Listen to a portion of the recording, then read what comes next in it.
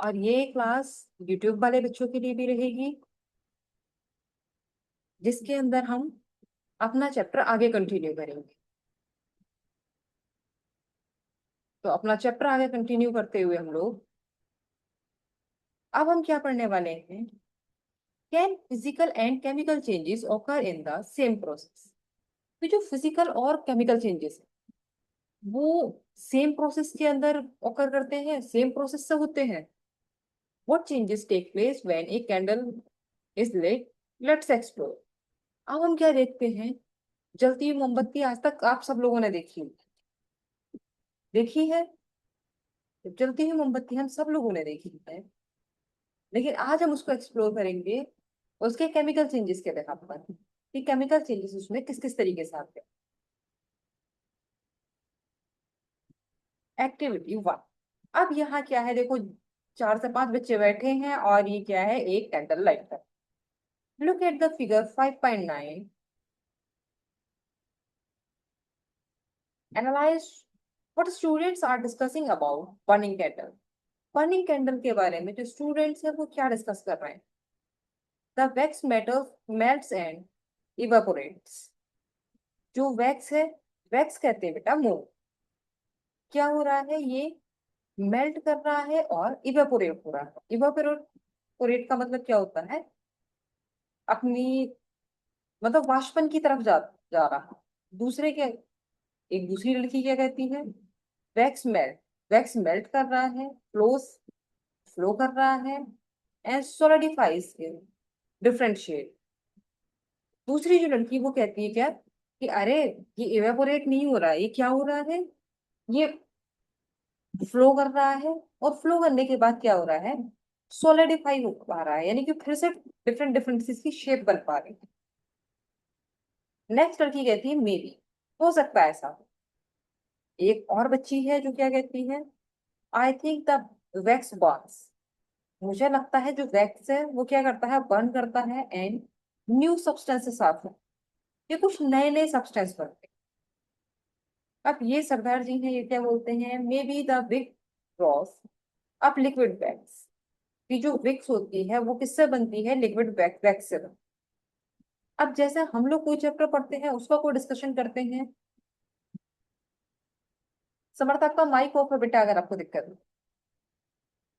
The wax of the candle max is carried up the wick and evaporate due to the heat of the flame। जो wax है candle की वो melt करती है and is carried up the wick and evaporates due to heat and flame। जो wax है, wax पिघलती है, इवेपोरेट होती है, किस वजह से होती है? जो उसकी जो फ्लेम जल रही है उसकी वजह से तो होता है। कभी रखी रखी कैंडल पिघलते देखी है? रखे रखे पिघलती है कभी कैंडल? नहीं पिघलती। क्यों? क्योंकि उसके अंदर हीट नहीं। जैसे ही हीट उसके कॉन्ट्रैक्ट में आएगी तो क्या होगा? हीट के कॉन्ट्रैक्ट में आने से उसका टेम्परेचर इंक्रीज किया, टेम्परेचर इंक्रीज करेगा तो क्या होगा? वो जो वैक्स है वो आपका इवेपोरेट होना स्टार्ट हो जाएगा। The vapour of wax burns to produce a flame. जो वेपर ऑफ वैक्स है बर्न करती है टू प्रोड्यूस ए फ्लेम। और उससे क्या मेन चीज है, जब हमें जलती हुई मोमबत्ती हम देख रहे हैं तो जो मोम की जो क्या हम कह सकते हैं, इवेपोरेशन होना हो रहा है, जो वेपर बन रही है, जो भाप बन रही है, उसकी वजह से क्या निकल रही है? फ्लेम निकल रही है। The melting of wax, its solidification and evaporation are physical changes. देखो काम की चीज है हमारी ये है, जो भी काम की चीज है हम उसको क्या करते चलेंगे? हाईलाइट करते चलेंगे। हम लोगों ने भी क्या पढ़ा बेटा यहाँ से? The melting of wax, its solidification and evaporation are physical changes. Physical changes क्यों है बेटे ये? क्योंकि कायदे में जैसे वैक्स सॉलिड हुआ है उसी तरीके से उसका टेम्परेचर बढ़ा दो, वो कैसा हो जाएगा हमारा? लिक्विड में चेंज हो जाएगा। किस में चेंज हो जाएगा समर्थ? लिक्विड में चेंज हो जाएगा। एंड इवेपोरेशन आर फिजिक, तो क्या है, ये रिवर्सिबल चेंज है, इसलिए ये हमारे कैसे हैं, physical change. But the burning of vapour on the other hand, लेकिन दूसरी तरफ क्या है,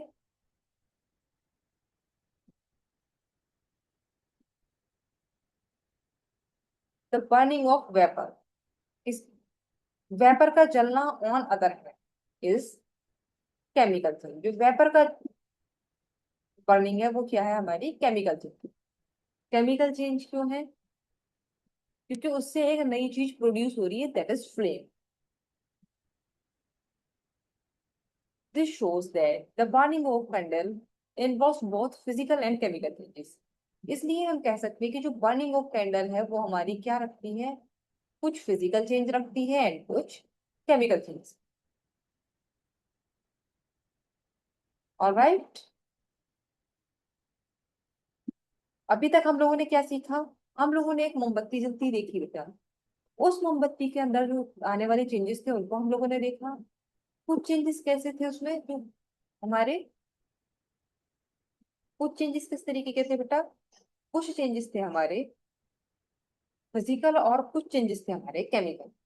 अगर हमसे पूछा जाएगा जो बर्निंग ऑफ कैंडल है वो कैसी एक्टिविटी है हमारी, फिजिकल की केमिकल, तो हम लोग क्या बोलेंगे, कैसी एक्टिविटी है, जी केमिकल एक्टिविटी है।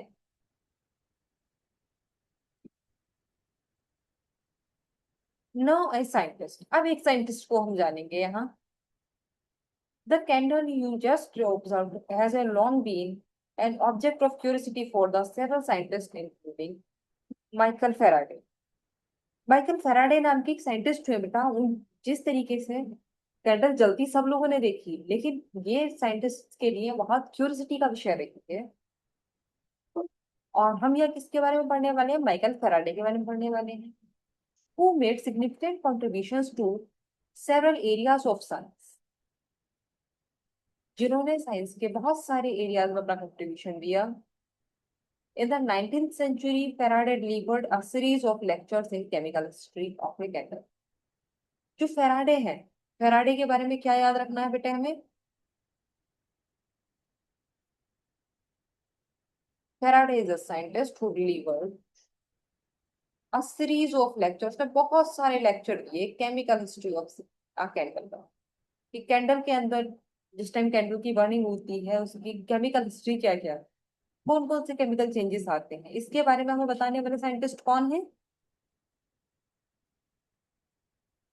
Michael Faraday.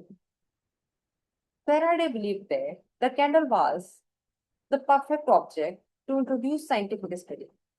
फेराडे को ये यकीन था कि जो कैंडल थी वो बहुत परफेक्ट ऑब्जेक्ट थी to introduce scientific study, scientific study के बारे में बताने के लिए बहुत परफेक्ट ऑब्जेक्ट हुआ करती थी। Thou it he discussed different differences between various physical and chemical processes like melting, evaporation and combustion। इसके अंदर हमें क्या क्या देखने के लिए मिलता है, इसके अंदर हमें मेल्टिंग देखने के लिए मिलती है, एक सेकंड, क्या क्या देखने के लिए मिल जाता है, हमें मेल्टिंग देखने के लिए मिल जाएगी, वेपोरेशन मिल जाएगा, और आपका क्या मिल जाएगा, कंबशन हमें देखने के लिए मिलता है इसमें। और इसका जो चेंज है उसको हम क्या बोलते हैं, ये केमिकल और फिजिकल दोनों तरीके का चेंज है हमारा, कैसा चेंज है, केमिकल है, फिजिकल, बहुत टाइप का चेंज है।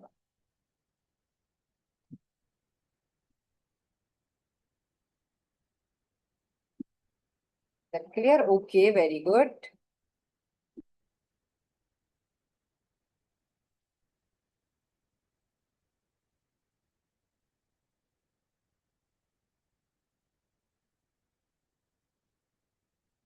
अभी हमने किसके बारे में जाना, एक साइंटिस्ट के बारे में जाना। अच्छा, कौन कौन सी एक्टिविटीज इंक्लूड है इसके अंदर, फिजिकल और केमिकल, दो बोथ है कि एक है,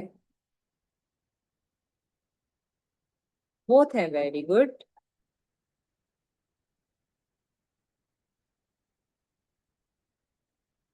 अच्छा, कौन कौन से ऐसे प्रोसेस है इसके अंदर जिनसे हमें पता लगता है कि ये फिजिकल चेंजेस हैं और ये केमिकल चेंजेस हैं?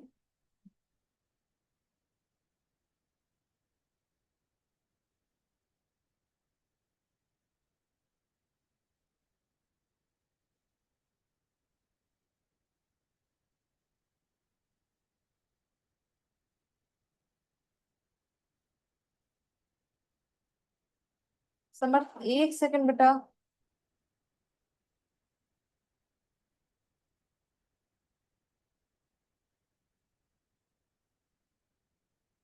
तो कौन कौन से चेंजेस हमारे इस तरीके के हैं, वो हम लोगों ने अपना इसमें स्टडी कर लिया। अब हम चलते हैं हमारे नेक्स्ट चेंज की तरफ। एक सेकंड, ये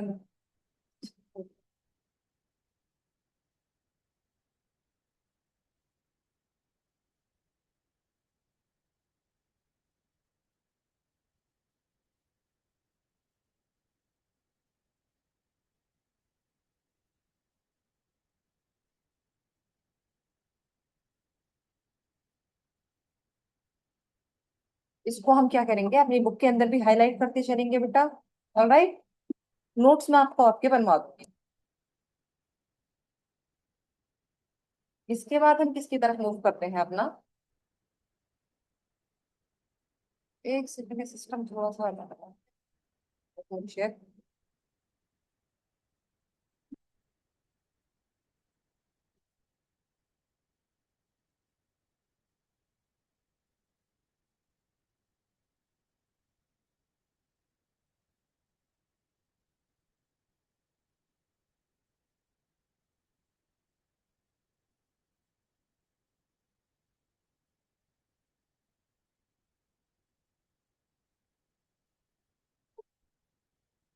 नाउ वी आर।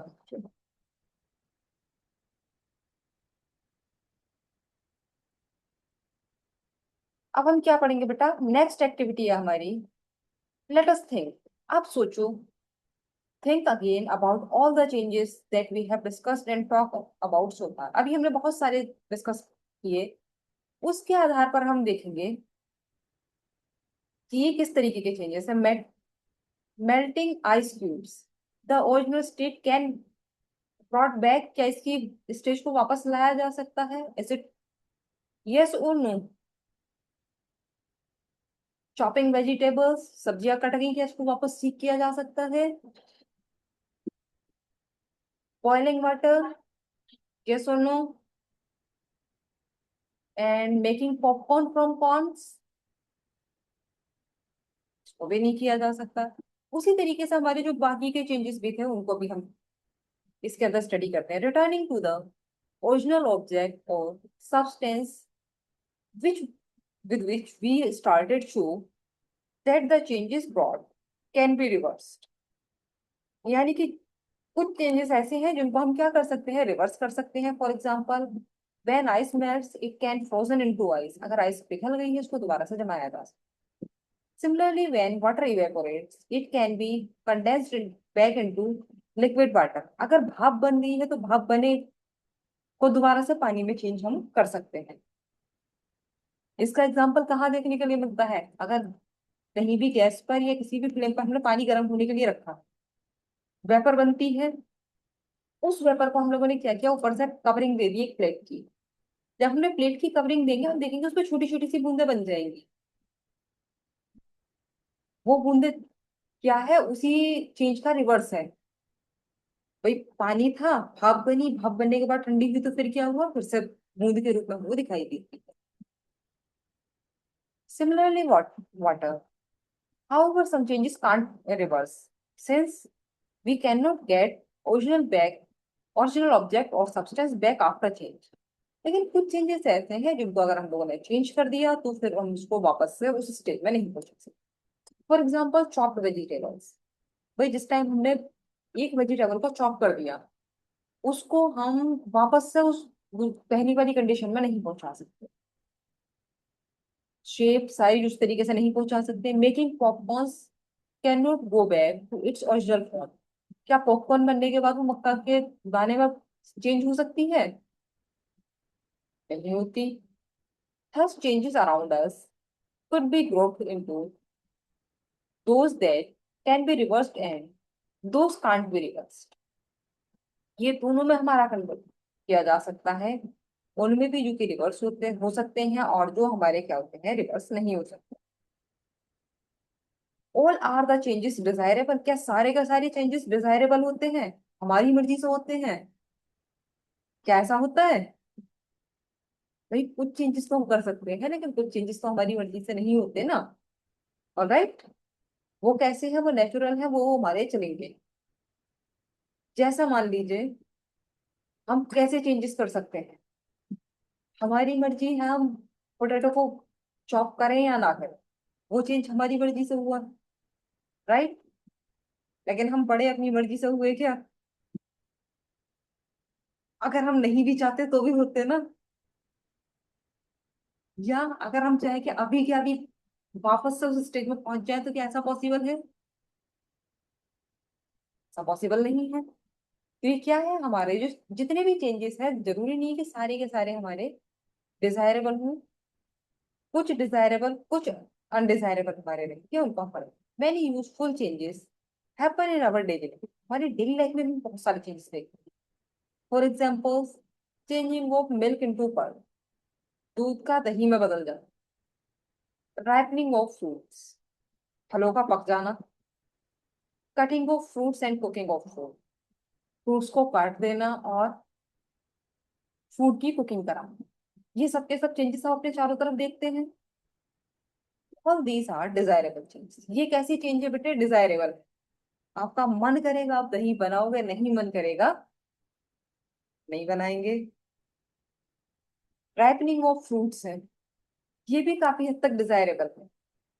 अगर आप वो कंडीशंस प्रोवाइड कराते हैं फल पकेगा, अदरवाइज नहीं। कटिंग फ्रूट्स, फल को मर्जी चाहे काटिए, मर्जी चाहे नहीं काटिए। कुकिंग ऑफ फूड, चेंज तब होगा जब हमारी इच्छा होगी, अदरवाइज हमारा चेंज नहीं होगा। ऑल दीज आर डिजायरेबल, जो चेंज हमारी मर्जी से होते हैं वो कैसे चेंजेस होते हैं? Desirable. Can you think of some other desirable changes happening around you? क्या तुम कुछ और डिजायरेबल चेंजेस बता सकते हो? Can you tell me some? क्या तुम कुछ मुझे और डिजायरेबल चेंजेस बता सकते हो? बताओ।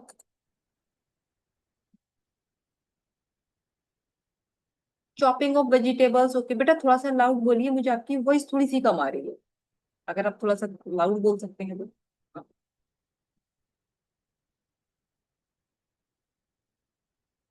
Okay,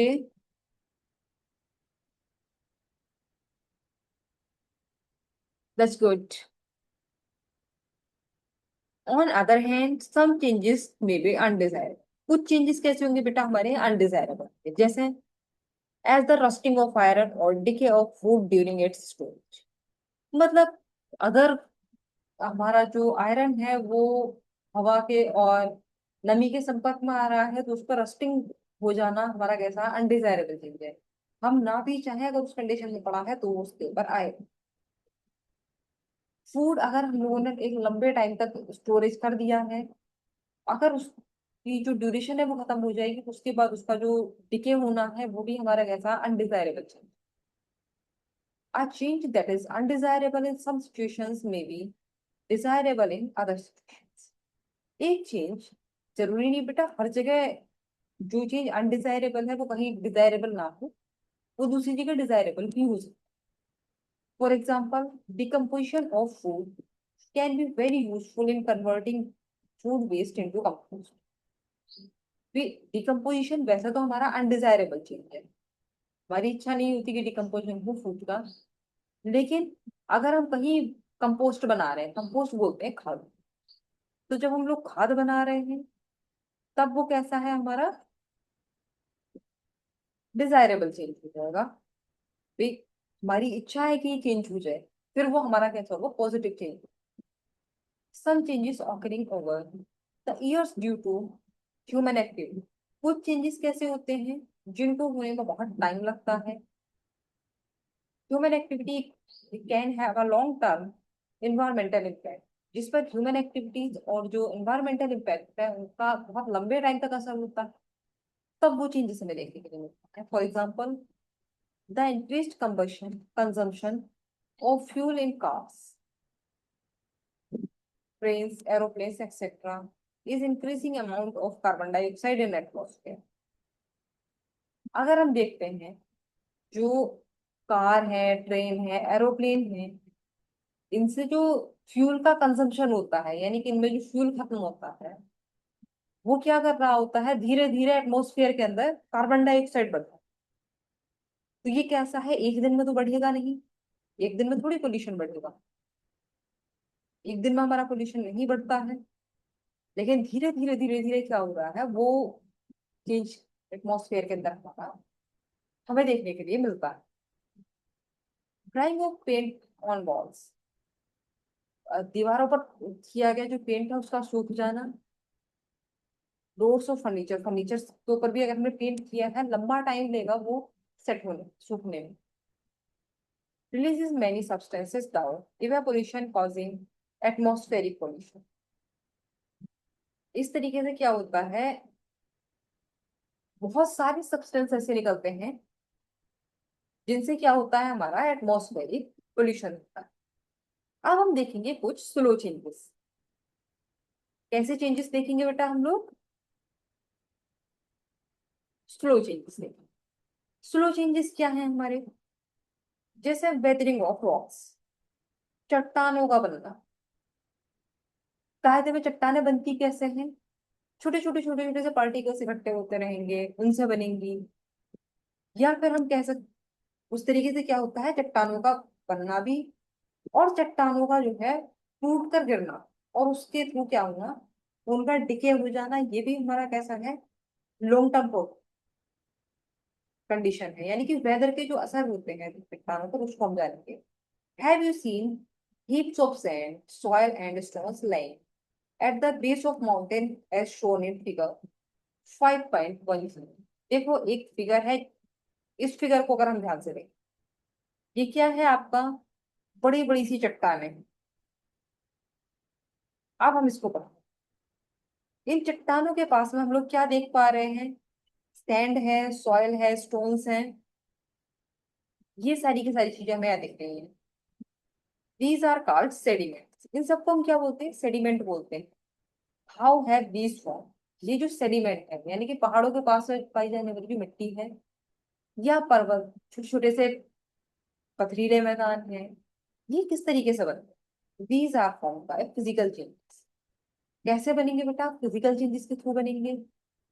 and breaks up large rocks into smaller piece. और होता क्या है ये, जो लार्ज रॉक है उनके ऊपर हवा के, गर्मी के, इन चीज के इफेक्ट लंबे टाइम तक चलते हैं। जब लंबे टाइम तक चलते हैं तो ये धीरे धीरे टूटती रहती हैं, और वही जो छोटे छोटे से पीसेस हैं वो सैंड के रूप में हमें देखने के लिए मिल जाते हैं। और जब जमा हो जाएंगे तो वो क्या करेंगे, वो अलग अलग स्ट्रक्चर्स भी हमारी बनाते हैं। Temperature changes due to chemical conditions, temperature हमारा केमिकल कंडीशंस के अकॉर्डिंग चेंज होता है। Growing roots of trees and even freezing of water within cracks in the rocks and can cause them to break। Main चीज है, जब हमारा temperature change हो, तो बेटा जैसा मान लीजिए किसी चट्टान के बीच में दरारें हैं, तो वहां क्या होगा, पानी भर जाएगा। जब तक गर्मी है वो पानी बना, जैसी सर्दी आएगी या टेम्परेचर गिरेगा तो वो पानी उसके अंदर जमा हो जाएगा, तो क्या होगा, उसको ज्यादा प्लेस चाहिए होगा। सर्दी आई, गर्मी आई, फिर पिघला, सर्दी आई, फिर जमा। उससे क्या होता है, ये लंबे टाइम तक ये प्रोसेस चलता है। तो जो चट्टान है अपने छोटे छोटे पार्ट्स में टूट जाएंगी। वेदर और chemical present in water, water और केमिकल्स जो वाटर के अंदर होते हैं, can also react with rocks and cause chemical changes in their composition. What जो वाटर है और केमिकल है, कहाँ, वाटर के अंदर, वो भी रिएक्ट करता है, और जिससे क्या होता है, केमिकल चेंजेस आते हैं। वे कायदे में बनी तो मिट्टी चट्टान से कैसी थी, फिजिकल चेंज के थ्रू थी, लेकिन कायदे में मिट्टी के कंपोनेंट में अगर हम देखते हैं, चट्टान के कंपोनेंट में देखते हैं, तो कुछ अंतर देखने के लिए मिलेगा। वो जो डिफरेंस हमें देखने के लिए मिलेगा, वो किस चीज की वजह से मिलेगा, वो हमें मिलेगा just because of chemical changes की वजह से। Here an original black color rock called basalt which contains iron। एक ब्लैक कलर की रॉक होती है जिसको हम बेसाल्ट बोलते हैं, उसके अंदर क्या होता है बेटा, iron, and has chemically change to produce a red colour layer. और केमिकल चेंजेस की वजह से वो रेड कलर की लेयर में चेंज हो जाती है, जिसको हम बोल, the red colour is a result of iron oxide.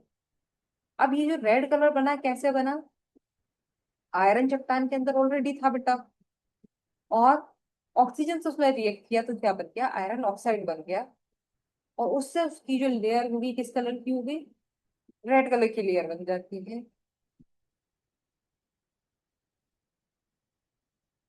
When the rock surface was exposed for a long to water or air containing vapor। अब मेन चीज होता क्या है, जब चट्टान के ऊपर लंबे टाइम तक वही वेदर की कंडीशंस की वजह से चट्टान क्या होगी, टूटेगी, छोटे छोटे से पार्ट्स में डिवाइड होगी। इन सारे फिजिकल और केमिकल चेंजेस को कलेक्टिवली हम क्या बोलते हैं, वेदरिंग। यानी कि मौसम के प्रभाव की वजह से चट्टानों का टूट जाना क्या कहलाएगा बेटा आपका, वेदरिंग कहलाएगा। ये छोटे छोटे से टर्म होते हैं जिनको हमें याद रखने की जरूरत है।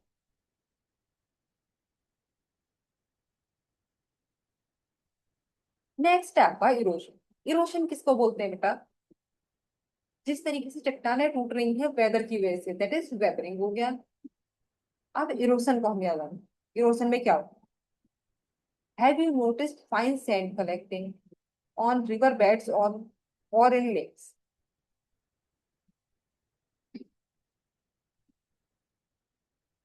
आपने कभी नोटिस किया होगा बेटा कि जो फाइन सैंड होती है कलेक्टिंग ऑन, कहाँ कलेक्ट होती है, या तो रिवर बेड्स पर मतलब नदी के किनारों पर या झील के किनारों।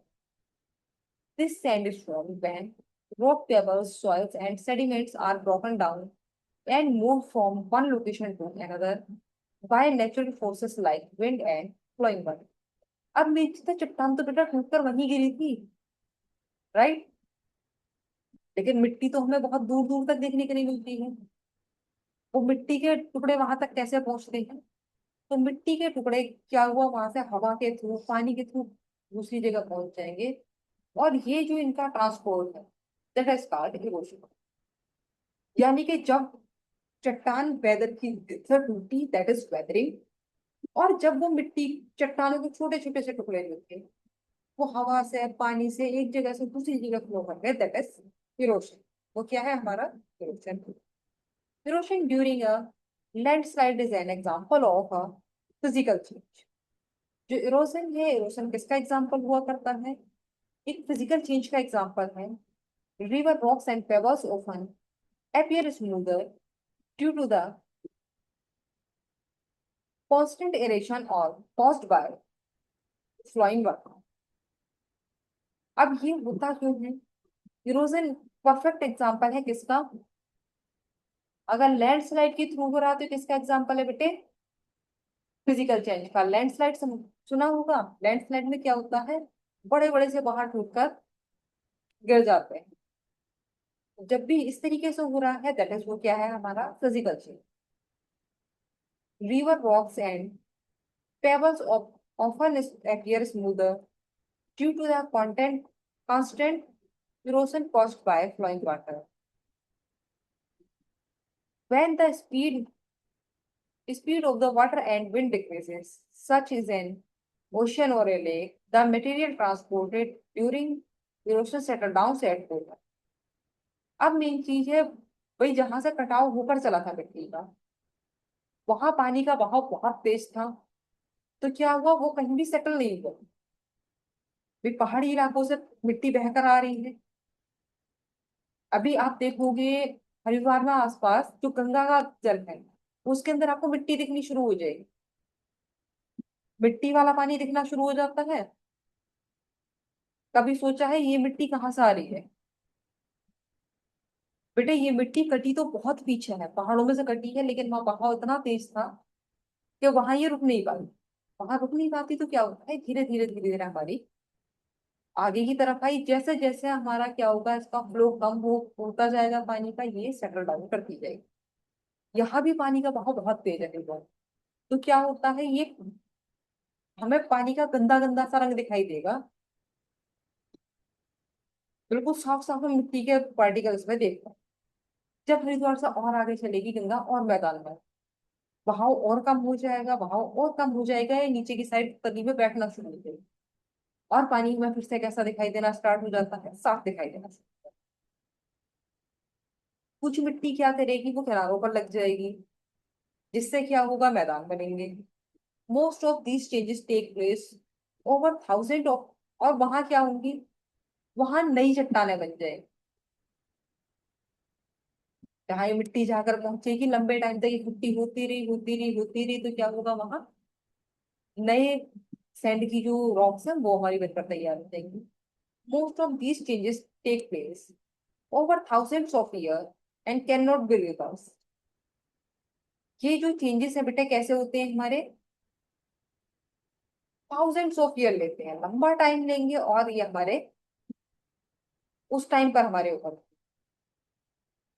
इसके साथ हमारा जो चैप्टर है बेटा वो लास्ट हो जाता है। इन्हें नटशेल, नटशेल में हमारा क्या है, नटशेल में हम पूरे चैप्टर को एक बार फिर से देखते हैं। सबसे पहली चीज, फिजिकल चेंज क्या है हमारा, तो फिजिकल चेंज होता क्या है हमारा, जब फिजिकल प्रॉपर्टीज चेंज कर रही है। केमिकल चेंज क्या है, जब हमारा केमिकल रिएक्शंस के थ्रू वहां चेंजेस आ रहे हैं। कंबशन है, कुकिंग्स है, रस्टिंग है, किसके एग्जांपल्स हैं, केमिकल चेंजेस के एग्जांपल्स हैं। सब्सटेंसेस दैट अंडरगो कंबशन, इनको हम क्या बोलते हैं, कंबशेबल सब्सटेंसेस बोलते हैं। हीट और light are given out during combustion, combustion के लिए क्या जरूरी है, हीट और लाइट हमारी बहुत जरूरी है। मतलब पूरा चैप्टर हमने जितना पढ़ा है, इस चैप्टर, ये चैप्टर हमारा नट शेल में हमें यहाँ पर मिल गया।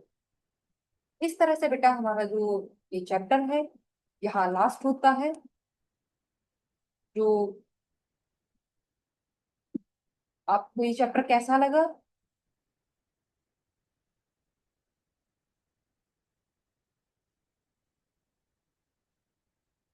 Nice, okay. और जितने भी यूट्यूब वाले बच्चे हैं उनको यहीं तक का लेक्चर प्रोवाइड किया जाएगा।